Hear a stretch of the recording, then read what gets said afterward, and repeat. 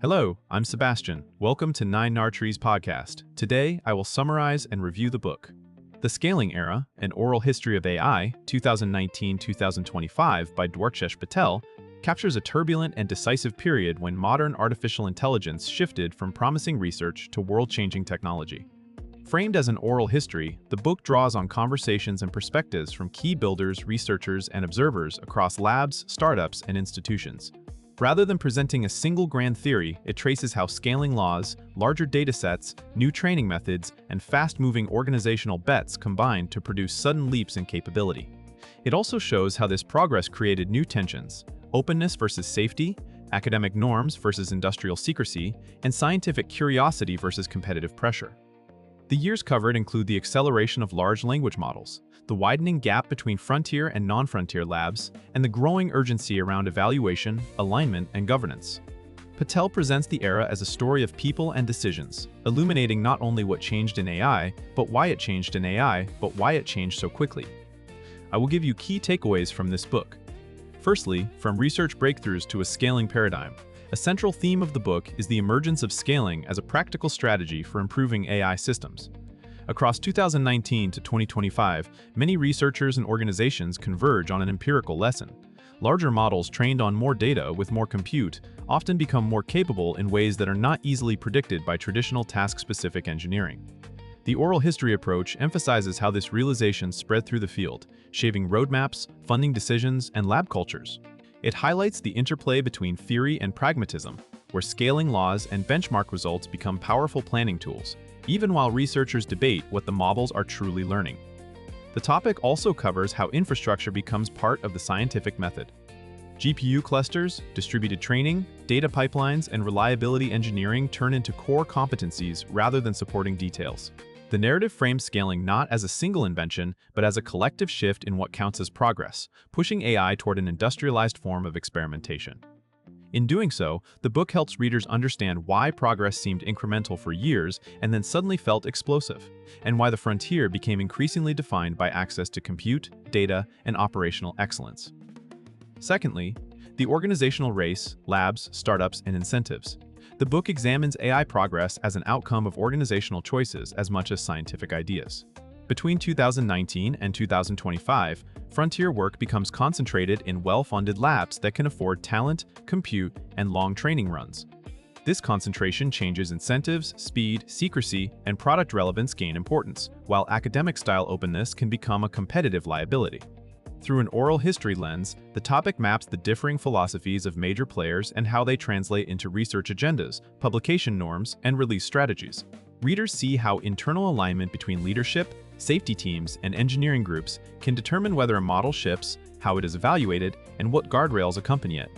The narrative also covers the rise of the AI startup ecosystem built around foundation models, including how companies choose between building their own models, fine-tuning existing ones, or focusing on distribution and user experience. It highlights the role of partnerships, cloud providers, and hardware constraints in deciding which products are feasible. By focusing on incentives, the book clarifies why the AI field sometimes moves in lockstep and other times splinters into competing visions, and how strategic decisions can accelerate or stall technical progress. Thirdly, emerging capabilities and the challenge of evaluation. As AI systems scale, the book emphasizes a recurring surprise. New capabilities often appear without being explicitly engineered. This creates a persistent evaluation problem. Traditional benchmarks can lag behind real-world behavior, and narrow tests may fail to capture multi-step reasoning, tool use, instruction following, or subtle failure modes. The oral history format surfaces how researchers and practitioners grapple with measuring progress honestly while operating under pressure to move quickly. The topic explores how evaluation evolves from a static scoreboard to a living process that includes red teaming, behavioral testing, adversarial prompts, and deployment monitoring. It also highlights the difficulty of separating genuine reasoning from pattern matching, and the risk that improved fluency can mask brittle understanding. Another key dimension is reliability across contexts, languages, and user goals, where a model that performs well in a lab demo may fail in high-stakes environments. By tracking these debates, the book shows why capability jumps can feel both thrilling and unsettling. Better models do not automatically mean better predictability.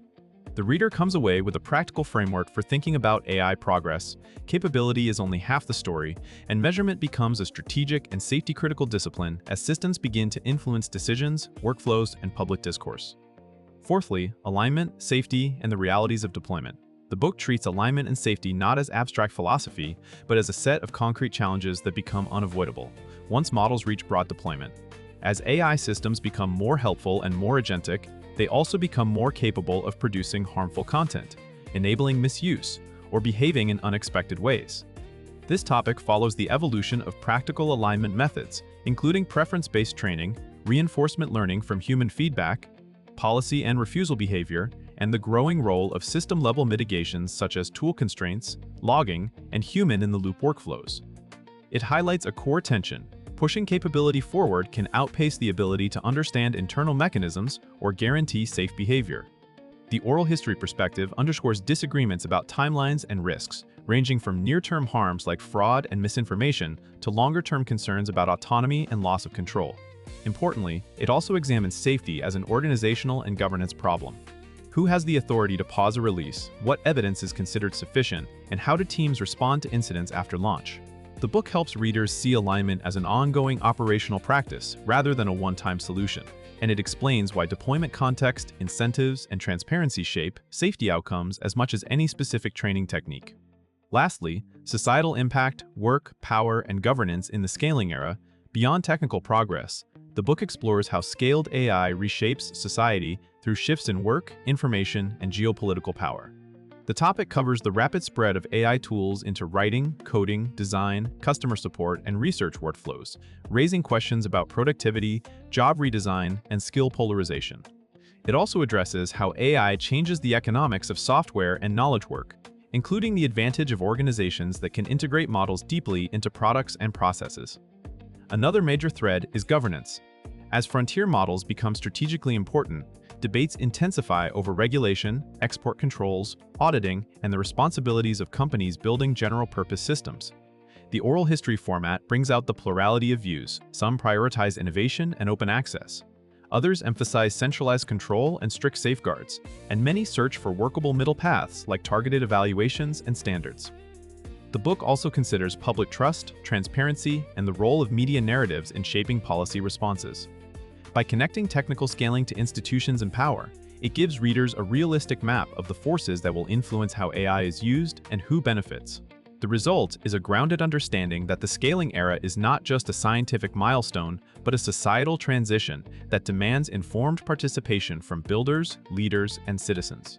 In conclusion, this book fits readers who want a clear human account of how AI moved so fast between 2019 and 2025, including engineers, product leaders, founders, policymakers, investors, and curious general readers who follow the field but want more than headlines.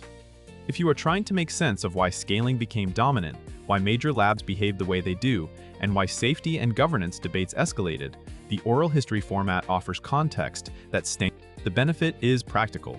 Understanding the incentives, evaluation challenges, and deployment realities can help you make better decisions about adopting AI at work, building AI products responsibly, or forming policy positions that match real constraints. Compared to similar books that either focus narrowly on algorithms or lean heavily into speculation, this one is worth buying because it centers on the lived perspectives of participants and ties technical progress to organizational and societal dynamics. It helps readers see the scaling era as a set of choices made by people under pressure, clarifying what is likely to repeat in the next phase of AI and where thoughtful intervention can still matter. If you would like to support Dwarkesh Patel, you can buy the book through the Amazon link I've provided in the podcast description. After reading the book, please let me know what you think and share your thoughts. See you around.